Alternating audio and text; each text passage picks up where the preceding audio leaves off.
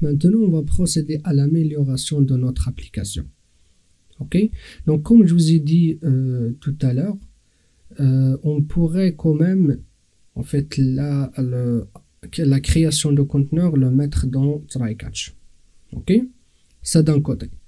Et ce try catch, ça va pas ressembler en fait à celui-là, normal, mais ce qu'on appelle try catch avec des ressources, ou bien try with resources. Ok? Très bien. Alors, en premier lieu, c'est quoi la forme de ce try? Donc, c'est tout simplement try. J'ouvre la parenthèse et là, en fait, c'est là où je vais créer mes ressources. Ok? En fait, les ressources, par exemple, un reader d'un fichier ou bien là, dans notre cas, application context qui va lire en fait un fichier aussi de configuration, c'est en général tout ce qui peut représenter une ressource et on le ferme en utilisant la fonction ou bien la méthode .close. Ok?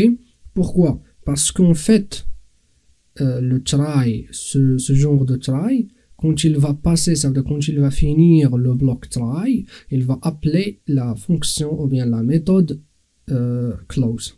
Ok, on est d'accord. Alors, ce qu'on va faire, try, c'est quoi? On va créer notre conteneur. Donc, on va juste prendre celui-là. Je vais faire CTRL X et je vais le mettre ici. Ok, on est d'accord. Très bien. Ça d'un côté.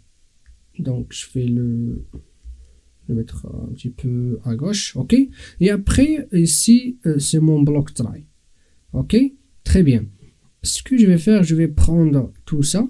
Faire CTRL X, je vais le mettre ici, ok, c'est ça mon bloc try, et je vais essayer de faire le traitement, ok, CTRL X ou bien le calcul, et concernant le catch, on va le laisser, donc je vais supprimer ça, et je vais supprimer en fait la fermeture de conteneur, ok. Pourquoi je supprime la fermeture de conteneur? Comme je vous ai dit, je vais agrandir un peu. Comme je vous ai dit, en fait, le try, ce genre de try là, c'est lui qui fait la fermeture de notre conteneur application context, soit à la fin de notre traitement normal, il n'y a pas d'exception. Et s'il y a d'exception, il va donc gérer notre exception ici et il va aussi fermer le conteneur pour nous. Ok, ça c'est ce qu'on appelle try with resources. Ok, après c'est pas forcément une seule ressource, vous pouvez en créer autant que vous voulez. Donc ici par exemple c'est la première. Ok, pardon. Ici en fait c'est la première. Après vous pouvez avoir une deuxième ressource et ce que j'aimerais bien vous dire en fait, c'est que l'ordre de fermeture de ressources, c'est dans l'ordre inverse. Ça veut dire, lui, en arrière-plan, il va fermer la ressource qui était ici, et après, il va fermer celle qui était en 1, application context. J'imagine vous avez compris l'idée. Ok, ça, c'est juste une précision que j'aimerais bien que vous le gardiez en tête. Comme ça, si un jour vous utilisez ce genre de try, et s'il y a une erreur ou il nécessite l'ordre d'exécution, de fermeture, vous aurez une idée sur cette subtilité. Ok, très bien. Donc voilà, c'est la première amélioration ou bien best practices que j'aimerais bien de partager avec vous. Maintenant, je vais exécuter l'application pour voir est-ce que ça répond bien à ce que je veux. Donc, run as Java application. Voilà, comme vous voyez ici, donc il fait le boulot comme il faut. Ok, très bien.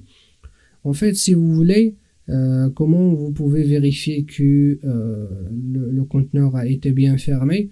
Je vais pas le faire, vous pouvez chercher. Mais sinon, en fait, même Eclipse, il vous le dit. Ok, si vous fermez pas le conteneur, regardez ce qui va se passer. Si je prends celui-là en fait, et je le dépose ici, ok, je supprime 100. Je fais CTRL S. Regardez là, vous avez une ligne rouge là qui dit Resource Lake Application Context is never closed. Ok, ça veut dire qu'il n'a été pas fermé. Pourtant, quand on le met comme ressource ici, il n'y a pas ce warning là. Ok, très bien. Maintenant, ce qu'on va faire, on va alors essayer de lever une exception pour voir aussi ce que notre programme marche très bien. Ce qu'on va faire pour lever l'exception, on va calculer par exemple le volume de cercle. Donc je vais prendre celle-ci, CTRL C, et donc le volume de la forme, ok. Et là je mets, non c'est pas plutôt là, c'est plutôt ici. Voilà, je fais CTRL S, et maintenant si je fais Run As, Java Application,